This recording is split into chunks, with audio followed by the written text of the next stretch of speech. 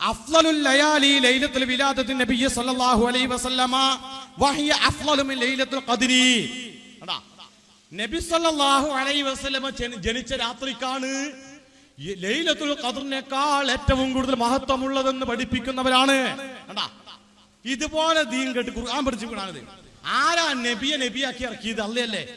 ആ അള്ളാഹ്ക്ക് അറിയാത്ത കാര്യം ഇവർ പഠിപ്പിച്ചത്. റബ്ബിനറിയാത്ത ഒരു കാര്യം ഇവര് പഠിപ്പിക്കുക. എന്താ? അള്ളാഹ് പറയാണ്, ലൈലത്തുൽ ഖദ്റൊന്നുമല്ല, 1000 മാസത്തിനൊക്കെ മഹത്വമല്ലേ ലൈലത്തുൽ ഖദ്ർ, അതൊന്നുമല്ല. പിന്നെ നബി ജനിച്ച രാത്രിക്കാണ് മഹത്വം കൂടുതൽ. ഖുർആൻ എതിരല്ലേ? അല്ലേ? ഇവര് അഹ്ലു സുന്നത്തി ജമാഅത്ത് എന്ന് പറഞ്ഞ് ഖുർആൻ എതിരെ എഴുതിണ്ടാക്കുക. അപ്പൊ അങ്ങനെയായില്ലേ എന്റെ സഹോദരന്മാർ? ഇത് സത്യം എന്താ? എന്താ ഈ ഖുർആൻ പറഞ്ഞത്? വമാ അർസൽനാക ഇല്ലാ റഹ്മത്തൽ ലിൽ ആലമീൻ. ഇതാണല്ലോ ആയത്ത്. റഹ്മത്തിനെ പറ്റി പ്രതിപാദിക്കുന്ന ആയത്ത് നബിയെ റഹ്മത്താക്കി ഇറക്കിന്ന്. ഇവിടെ എന്താ പറഞ്ഞത്? ആയത്ത് മനസ്സിലാക്കിയോ? ഉസ്താദുമാർക്ക് അറിയാം. പിന്നെ ചില ഉസ്താദുമാരെന്ന് പറഞ്ഞാൽ എന്താണെന്നറിയോ? ചിലവർക്ക് അതൊന്നും അറിയൂല. ഒരാൾ ഓതും മറ്റൊരു കേൾക്കുന്നല്ലാതെ ഒന്നും അറിയൂല. വമാ അർസൽനാക ഇല്ലാ റഹ്മത്തൽ ആലമീൻ എന്ന് പറഞ്ഞാൽ എന്താ? നബിനെ ജനിപ്പിച്ചു എന്നാ? അതെ, നബിനെ റസൂലാക്കി എന്നല്ലേ സഹോദരന്മാരെ പറഞ്ഞത്? നബിനെ ജനിപ്പിച്ചതാണ് മഹത്വമെങ്കിൽ വമാ ഔലദനാക്കാന്ന് പറയണ്ടേ? വേണം. അള്ളാഹ്ക്ക് അറിയില്ലേ നബി ജനിച്ചതല്ല മഹത്വം? ഖുർആൻ അള്ളാഹ്ക്ക് എന്ന ഗ്രാമർ അറിയില്ല? അങ്ങനെയാണെങ്കിൽ വമാ അർസൽനാക, നബിയെ നിങ്ങളെ ഞാൻ റസൂലാക്കിയിട്ടാണ് ലോകത്തിന്റെ മുമ്പിൽ അയച്ചത് എന്നാ ഖുർആൻ പഠിപ്പിച്ച. റസൂലാക്കിയതാ മഹത്വം, ജനിച്ചതല്ല. നബി ജനിച്ചതാണ് മഹത്വമെങ്കിൽ ആമിന ബീവിക്കല്ലേ മഹത്വം കൂടുണ്ട്? അല്ലേ? അതെ, നബിനെ പ്രസവിച്ചവർക്കാ മഹത്വം അല്ലേ? അപ്പൊ അങ്ങനെ പോകുമ്പോൾ ഇത് ജാഹിലിയത്തിലേക്കാ ഇസ്ലാം വീണ്ടും പോകുന്നത്. അപ്പൊ പിന്നെ എല്ലാവരും മൗലിദ് ഓതണം, എല്ലാവരും ജന്മദിനം ആഘോഷിക്കണം. കാരണം എന്താ? അപ്പൊ ഖുർആൻ പരിചയപ്പെടുത്തുന്ന വമാ അർസൽനാക ഇല്ലാ റഹ്മത്തൽ ലിൽ ആലമീൻ എന്ന് ഖുർആൻ പഠിപ്പിച്ചത് റിസാലത്തും നബുവത്തും കൊണ്ടാ ജനങ്ങൾ അനുഗ്രഹിച്ചത്, ജനിപ്പിച്ചിട്ടല്ല. ജനനമല്ല ഖൈറ്. ആ മുഹമ്മദ് റസൂലുള്ളാഹിനെ നമുക്ക് നബിയായി തന്നു, പ്രബോധനം കൊടുത്തു. പ്രവാചകൻ വരുന്നതിന് മുമ്പ് വ്യക്തമായ വഴികേടിലായ ആ സമുദായത്തിലെ കാട്ടറബികളായ ജനങ്ങളെ സത്യത്തിന്റെ പന്താവിലേക്ക് കൊണ്ടുവന്ന മുഹമ്മദ് റസൂലുള്ളാഹി, അതാ അനുഗ്രഹം, ജനിച്ചതല്ല. അപ്പൊ കേട്ടോ, 10 കിതാബ് പള്ളി ദർസ് വേണമെങ്കിൽ 10 കിതാബ് പറയാണ്. അത് അതിലും വലിയ രസാ. ഇതിനെ നേരെ കണ്ടിക്കല ദർസ് കിതാബ്. ഇതാണ് പറയാ, സമസ്ത എഴുതുന്ന ബുക്കിനെ കിതാബ് ഓപ്പോസിറ്റ്. ഇവര് ഹലാൽ എന്ന് പറയാ, കിതാബ് ഹറാം എന്ന് പറയാ. അവിടെ ഇവര് സുന്നത്ത് എന്ന് പറയാ, ഇവരിവിടെ ഹറാം എന്ന് പറയാ. ഇങ്ങനെ ഇവര് പഠിപ്പിക്കുന്നതും ഈ ഇസ്ലാമിക ഗ്രന്ഥവുമായിട്ട് യാതൊരുവിധ ടച്ചുമില്ല. രണ്ട് വഴി കൂടെ പോയിക്കൊണ്ടിരിക്കുക. അപ്പൊ ഇതിനെ മനസ്സിലാക്കുക, ഇത് ദീൻ പഠിപ്പിക്കാൻ വേണ്ടിയല്ല എന്ന്.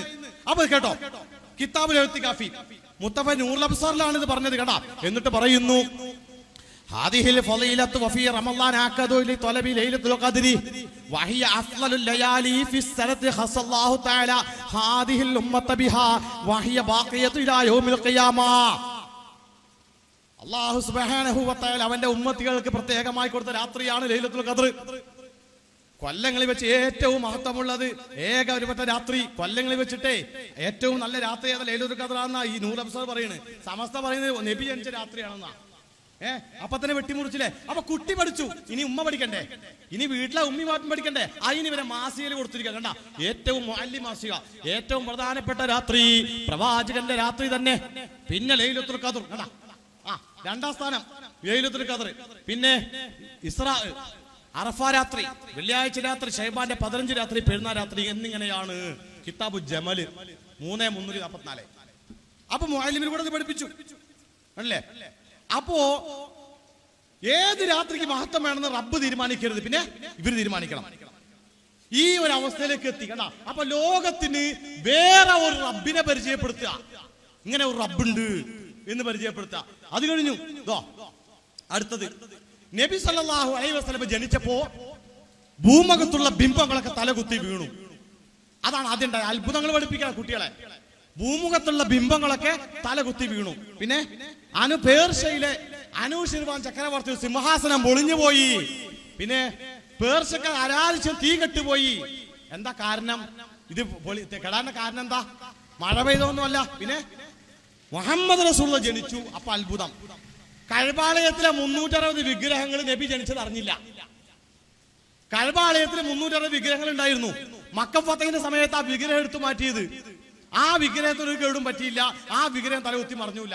എന്താ കാരണം? നബി ജനിച്ചത് ഈ വിഗ്രഹം അറിഞ്ഞൂല. കണ്ടാ, ഇവര് പഠിപ്പിക്കുന്ന വിഗ്രഹം തലകുത്തി വീണുന്ന. കഴപാളയത്തിന്റെ വിഗ്രഹത്തിന് വല്ല തലകുത്തി പറഞ്ഞ ഇല്ല, ആ വിഗ്രഹം ഒന്നും പറ്റിയില്ല. അപ്പൊ എന്താ? ഇത് കള്ളക്കഥ, ഇത് കള്ളക്കഥ. പിന്നെയോ ഇനി കേട്ടോ, ഈ തടാകം പറ്റിയില്ലേ, ഇതൊന്നും സമയം പോക്കല്ല.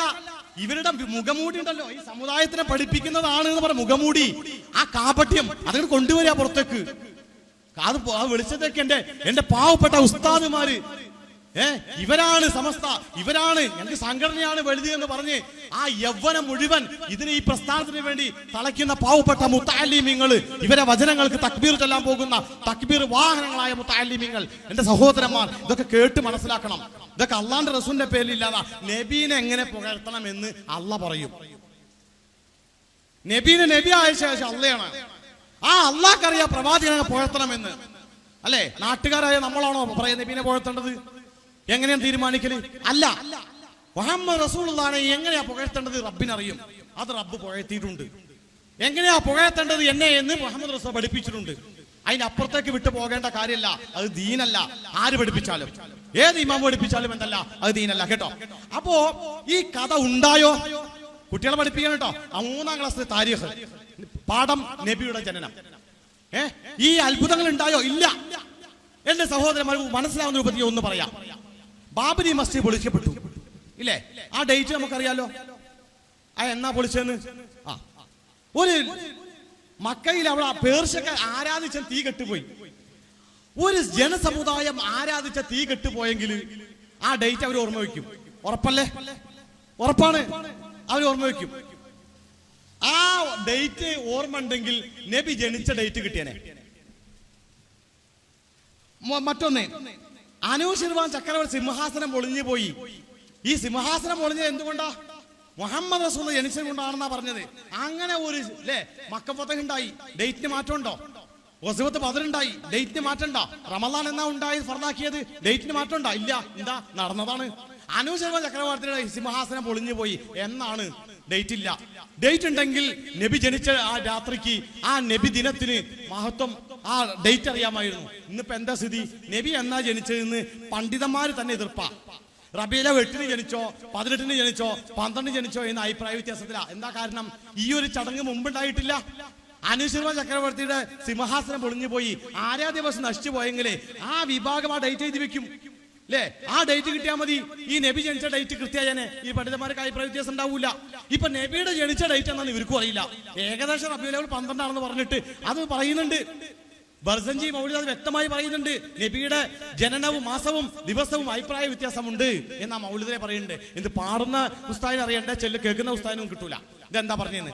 അപ്പൊ സഹോദരന്മാർ, ഇതൊന്നും ഇല്ല. ഇത് കള്ളക്കഥ ഈ കുട്ടിനെ കൊണ്ട് പഠിപ്പിക്കാം അല്ലേ? അല്ലാഹുവിന്റെ റസൂലിനെ പറ്റിയിട്ട് ഇങ്ങനെ സാവ തടാകം പറ്റിയെന്ന്. സാവ തടാകം പറ്റി, അങ്ങനെ ഒരു വലിയ തടാകം പറ്റിയെങ്കിൽ അത് AD എത്ര മുതൽ എത്ര വരെ ഉണ്ടായത്, അല്ലെങ്കിൽ ക്രിസ്താബ്ദം എത്ര മുതൽ ഉണ്ടാകും, ചരിത്രത്തിൽ സ്ഥാനം പിടിക്കും. അപ്പൊ മദ്രസ പഠിപ്പിക്കുന്ന ഒരു കോലമാണ് ഇങ്ങനെ. അപ്പൊ ഇതിങ്ങനെ കണ്ട. അപ്പൊ ലൈലത്തുൽ ഖദ്ർ മനസ്സിലായില്ലേ? ഖുർആനൊന്നും തള്ളിക്കൊള്ളാൻ പറഞ്ഞല്ലോ, അതിങ്ങനെ പഠിപ്പിച്ചത് കേട്ടോ. അടുത്തത്, മതചിഹ്നങ്ങളെ ആദരിക്കണം. പരിശുദ്ധ ഖുർആൻ പഠിപ്പിച്ചു അല്ലേ? ഇന്ന സഫ വൽ മർവത മിൻ ശആയിരില്ലാഹ് എന്ന് പറഞ്ഞ ആയത്ത് അവസാനിക്കുന്നു. ആ മതചിഹ്നങ്ങളെ ആദരിക്കണം എന്ന് പഠിപ്പിച്ചു. ഏതാ മതചിഹ്നം? അതില് സമസ്ത പഠിപ്പിക്കുന്നുണ്ടോ? ചരിത്ര പുരുഷന്മാർ ഹൃദയത്തിൽ സൂക്ഷിക്കുന്ന ഓരോ സ്ഥലങ്ങളും അവർക്ക് പുണ്യസ്ഥലങ്ങളാണ്. നബി തങ്ങളുടെ റൗള ഷരീഫും അജ്മീറിലെ ദർഗയും അമൃത മക്കാമും അവർക്ക് കേവല കബറിടങ്ങളല്ല, അള്ളാഹു ആദരിക്കാൻ പഠിപ്പിച്ച മതചിഹ്നങ്ങളാണ്. അപ്പൊ ഖുർആനിലെ മതചിഹ്നം അള്ളാഹ് ആദരിക്കുന്ന പഠിപ്പിച്ചാണ് അമൃതപ്പള്ളി. ഇതാണ് സമസ്ത പിന്നെ ലേഖനത്തിൽ കൂടെ പഠിപ്പിച്ച ആ കോലാണ്. ഇങ്ങനെ ദീന് വികലാക്കാൻ വരിക കഴിഞ്ഞില്ല. അടുത്തത്, മക്ബറയില് നടക്കുന്നു നടക്കാത്തതും സുന്നി വോയിസ് മറ്റേ ഗ്രൂപ്പാണ് കേട്ടാ, മറ്റേ മുടി ജ്യൂസിന്റെ പാർട്ടി. ഇതെന്താ പറഞ്ഞറിയോ? ചില ഞാൻ നേരത്തെ പറഞ്ഞു, ചില മക്ബറയിൽ ആളില്ല എന്നാ പറയുന്നത്. മരിച്ച ആളില്ല, ആണാണോ പെണ്ണാണോ മുസ്ലിം ആണെന്ന് പറയില്ല. ഇവർക്ക് മുസ്ലിം ആണോ നോക്കലൊന്നുമില്ല, ഏത് ജാതി നോക്കലൊന്നുമില്ല. ഓച്ചിറ ഉപ്പാപ്പാക്ക് ഔലിയാണെന്ന് സനത് കൊടുത്തത് ഷെയ്ഖുന AP ഉസ്താദാണ് എന്ത് പറഞ്ഞത്? നിങ്ങൾ ഔലിയാണ് കേട്ടാ എന്ന് സനത് ഓച്ചിറ ദാമോദരൻ കുപ്പുസ്വാമി. ആരാ ഓച്ചിറ ഔലിയ? ദാമോദരൻ മകൻ കുപ്പുസ്വാമി എന്ന ഔലിയുടെ പേര്. അവിടെ റോട്ടിൽ ഇങ്ങനെ ഇരിക്കും,